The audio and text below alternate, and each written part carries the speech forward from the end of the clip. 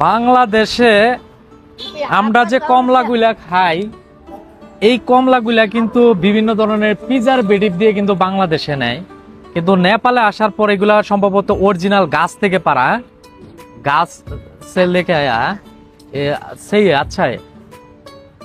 ये कितना किलो रुपी? आपको नेपाली 150 रुपये नेपाली 150 रुपी किलो। 1 किलो निमो देखें एकदम ओरिजिनल कमला। मेरे को 1 किलो चाहिए।